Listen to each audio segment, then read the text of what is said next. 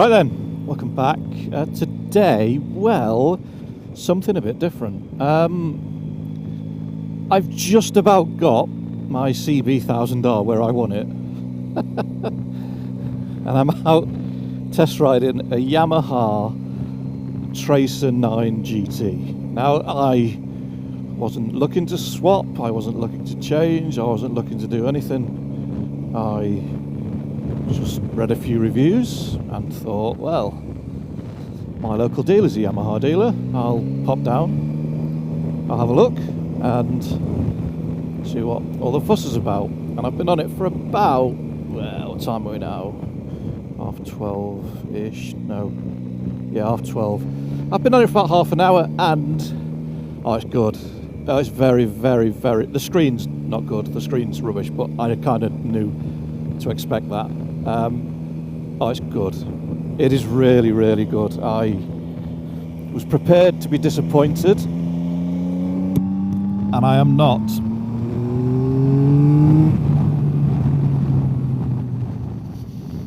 So why is it so good? Well, it's not just any one thing. It's everything. I love the character my CB 1000R has. For a Hondas are normally quite bland. That isn't, especially now we've put that filthy exhaust on it. It sounds absolutely dirty when she's getting gassed, but everything else seems to be a compromise. The rear shock was rubbish, the front suspension is not great, the riding position is rather sporty, the seat's hard. This doesn't seem to be any joined up thinking when they've made it, whereas this, oh dear, this thing, everything just works, and it works really well. So, let's run through then. Let's run through why I think this is probably going to be my next motorcycle. Riding position, absolutely bang on. Personally, I would put the pegs in the higher position and I put the seat in the highest position. I think, don't quote me, from what I've read, I think it's 835. 810 or 835, so I'd have it in the high position, 25mm, and I would move the pegs up to the higher setting, just because my heel, when I'm on the pegs with the balls of my feet, there's a little bit of interaction between my heel and the centre stand, which I don't like. Bars, yeah, there's a little bit of vibration coming through them, but it's a new bike, so it's only 500 miles, so there's going to be vibration. It's not going to be the smoothest until she's had a couple of services and settled down. Mirrors, not great, but then again, show me a modern motorbike where the mirrors are. They're on the bars, they're very close, there needs to be a bit of an arm to push them further away, because rather than just glancing at them, I want it there, and it's not, it's here. So it's a conscious effort to turn your head and move, but it's an ergonomic thing. They actually work fine. They're a little bit vibey, nothing major. Throttle response, throttle control. There's loads of horror stories about Yamaha's throttles over the years. No issues with this, it's better than the Honda one. And there's 4 or 5 different modes. The salesman did show me, and I paid a little bit of attention. I paid enough attention to know how to change it, nothing else. So I've got it in 2 at the minute, and it's absolutely fine. There's no snatchiness, nothing. 3 was a bit soft, I didn't really enjoy 3. But 2's grand. Brakes, weird. Now this is where my lack of experience on bikes with electronic suspension is coming into play. You get on the brakes, there's very little weight transfer. There's a little bit of weight transfer, but there's not a lot. So you get on the brakes work, and then all of a sudden the bike stays flat, and it feels like the brakes, what's happened here? It doesn't work. But I just think it's an electronic suspension thing. The brakes work absolutely fine. Loads of power, loads of feel. Just that weird electronic suspension thing where the bike tends to stay flat. Gearbox, oh, delightful. And I mean delightful. That quick shifter is an absolute work of art. The gearbox is probably the best gearbox I've ever used on a motorcycle. My Honda, the CB 1000R one, is good. Nah, this is better. This is on a different planet. It makes Mrs. Motto's Triumph feel like a Norton from the 1920s or something stupid. It's really made the Triumph gearbox feel a bit shit. Anything else? Engine performance. The CB's got 140 brake plus the pipe. I mean, not that I think it's made much difference, it just sounds faster. It's not as fast, obviously. It's 20 odd horsepower down. Probably weighs a little bit more than the CB as well. It's getting a bit cloudy, it might rain. But there's adequate performance. I don't feel like I'm missing out by only having 115 or 117 horsepower or whatever it is. I don't feel shortchanged at all.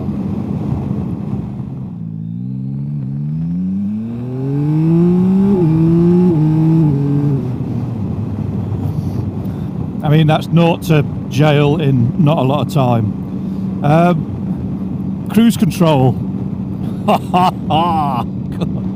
What a device, what an absolute treat. I have ridden bikes with cruise before. The systems have never been this good. I mean, I'm doing 60 mile an hour, look mum, no hands. And I know that I'm just being a bit of a dickhead, just to show you, but look how stable the bike is, absolutely not fussed. It is quite a windy day as well today. There's quite a lot of wind coming from different places. The pocket of air is here. This is where it is. There's nothing here, and there's a bit of turbulence here from the screen. It's in its low position at the minute as well. In the high position, it doesn't really get any better. There's a bit of turbulence tumbling over the top, and it just, yeah, like I say, it needs a screen. Other than that, yeah, oh, she's good. She's really good. I also like the fact that there's a little bit of a kind of extra bit when you close the throttle to cancel the cruise. Again, other systems that I've used, you've needed to dab the rear brake or pull the clutch in or something, and it just disrupts the flow of the bike, whereas this, you just snap the throttle shut and it cancels it, and it's absolutely bang on. Do you know what? We'll ride into this shit weather and we'll see what she's like when the weather's not exactly spot on. What else? I don't know. It's comfy. I haven't gone full biker kit today. I haven't worn my old man like cycling padded pants. I've just wore my jeans and come out with my shorty boots on and bits and bobs. But yeah, it is comfy. It doesn't feel too small. I'm a bit of a lump. I mean, I'm only 5'10", but I'm 114 kilos, so I'm pretty substantial, and I always find bikes sometimes feel like they're stuck in the crack of my arse. Whereas this, no, absolutely not. It feels right. It feels a nice size. I'm not sure how a pillion would feel. Mrs. Motto is currently 8,000 miles away, so she certainly won't be jumping on the back anytime soon. And let's say, got loads of leg room. It's comfy. The seat, it's got the comfort seat on. Very clever. Very well done. Very well done, Mr. Yamaha salesman. We'll stick the comfort seat on to hide how uncomfortable the standard seat is. Yeah, I like it. That was pegs down as well through there. So, yeah, the ground clearance is not great, but again, you can hitch the pegs up and give yourself a bit more room. It's just nice. It's just nice. The looks, insert photo here. The looks are a little bit challenging, but I've never really been fussed by like the aesthetics of a motorbike. If it rides well, I don't have to look at it, do I? So that's the way that I've always approached it, is, well, if I'm riding it, I'm not looking at it. Yeah, there's a train of thought that says, yeah, but if you don't like the look of it, you won't look after it, but I don't personally subscribe to that. If I enjoy riding a motorbike, I will look after it. So, and I can't really think of anything else to criticise. It's just very, very well thought out. The dash is a bit all over the shop, but again, what can you do? It's just one of them things. That's what they've gone for. That's what they decided to do. And you just either don't like it and don't want it, or you just get on with it. And I'm one of them people that'll just get on with it.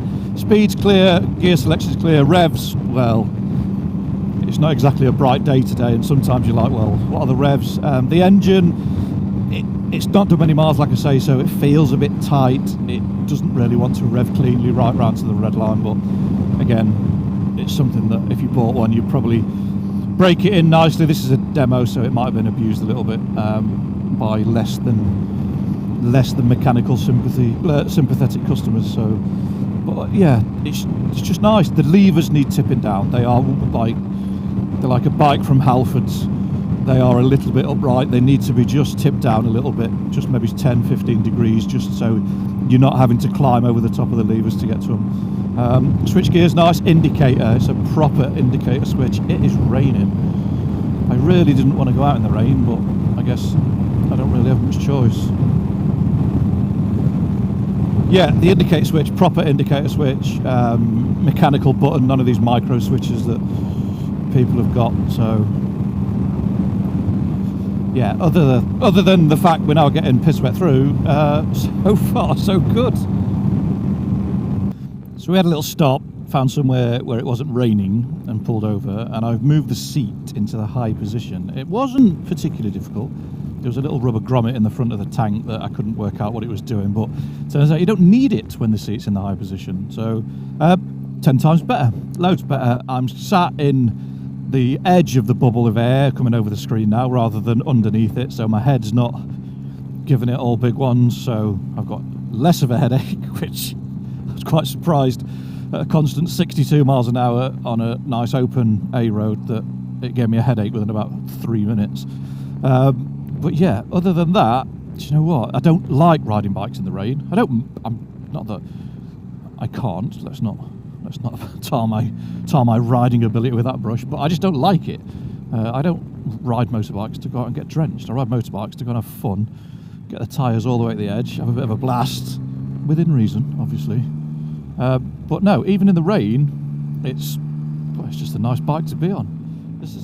So I've been having a little play, and the group of 4 displays on there, obviously, you can customize them if you scroll across to them, pick what you want. Now you've got a fuel gauge, you've got average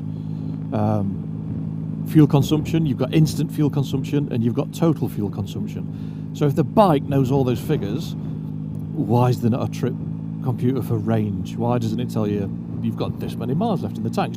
I know it's approximate, I know they're not always 100% accurate, but it would be nice to know how many miles we've got left in the tank. The suspension, it's a genuine game changer for me. I didn't think I would like it as much as I do, but don't get me wrong, I really like this motorcycle. I think there's going to be a tough conversation to have with Mrs. Motto next time I speak to her on the phone. She's not going to be happy. She's really, really not going to be happy.